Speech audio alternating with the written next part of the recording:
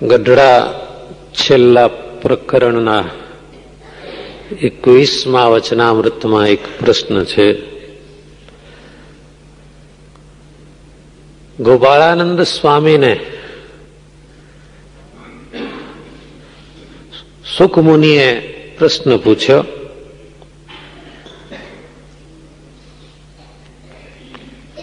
ભગવાનની ભક્તિ કરે તો જીવ માયાને તરે છે, ભગવાનના ધામમાં જાય છે.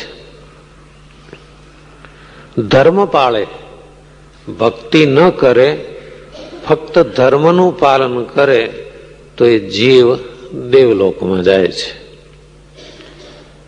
ત્યાં જયારે પુણ્યનો ક્ષય થાય ત્યારે દેવલોકમાંથી પાછા પડે છે. અને ભગવાનના અવતાર થાય છે એ ધર્મની સ્થાપના માટે થાય છે. ક્યાંય ભક્તિની સ્થાપના માટે થતા હોય એવું તો લખ્યું નથી. અને જે ફાયદો ભક્તિથી થાય, ભગવાનના ધામની પ્રાપ્તિ, એ કેવળ ધર્મથી થતી નથી. આ શું સમજવાનું? તો શું ધર્મ ન પાળવા એકલી જ ભક્તિ કરવી? ગોપાળાનંદ સ્વામીએ પ્રશ્નના જવાબ આપવા માટે પ્રયાસ કર્યો, પણ જેટલા પ્રયત્નો કર્યા ત્યારે ધર્મ અને ભક્તિ બે એકબીજાના અંગરૂપ થઈ જાય.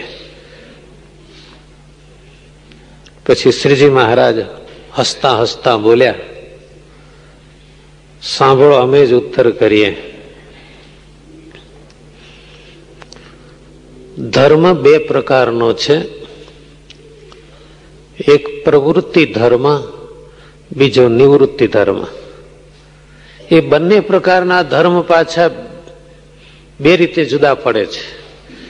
પ્રવૃત્તિ ધર્મ અને નિવૃત્તિ ધર્મ ભગવાનના સંબંધ વાળા હોય અને સંબંધ વગરના પણ હોય છે.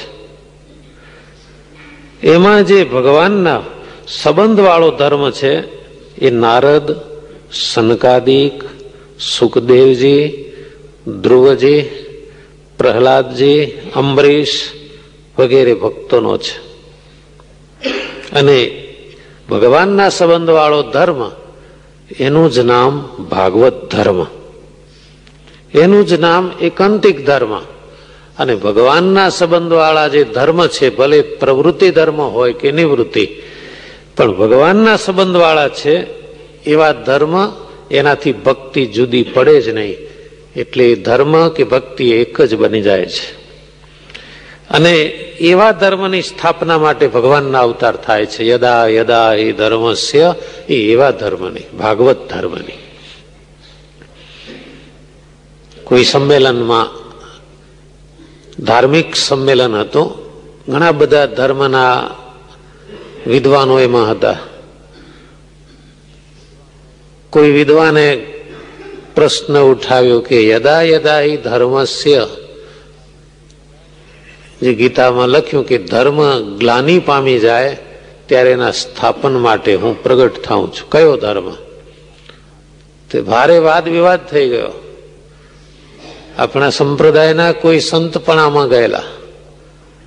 એને કહ્યું કે આ પ્રશ્નનો જવાબ 200 વર્ષ પહેલા અમારા ઈષ્ટદેવ સ્વામિનારાયણ ભગવાને આપ્યો છે.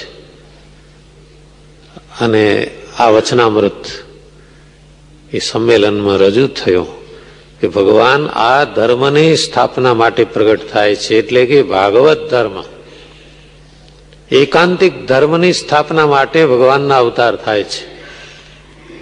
બધાને એમ લાગ્યું કે આ પ્રશ્નની સામે દલીલ થાય એવી નથી, વાત સાચી છે. સૌએ સ્વીકાર કર્યો. શ્રીજી મહારાજે સ્પષ્ટતા કરી છે, આ એકાંતિક ધર્મની સ્થાપના માટે પ્રભુ પ્રગટ થાય છે, નહીં કે વર્ણાશ્રમના ધર્મની સ્થાપના માટે. બ્રાહ્મણ, ક્ષત્રિય, વૈશ્ય, શુદ્ર, વર્ણ, પછી બ્રહ્મચર્ય આશ્રમ, ગૃહસ્થાશ્રમ, વાનપ્રસ્થ અને સંન્યાસ, એ આશ્રમ, આ બધાની સ્થાપના માટે ભગવાન નથી પધારતા. અને એ તો બહુ ગૌણ છે. ભાગવત ધર્મની આગળ વર્ણાશ્રમના ધર્મ એ તો ગૌણ છે, કારણ કે ભાગવત ધર્મે કરીને તો ભગવાનના ધામને પમાય છે. અને કેવળ વર્ણાશ્રમના ધર્મ તો બહુ દુબળા છે, એનું ફળ પણ નાશવંત છે.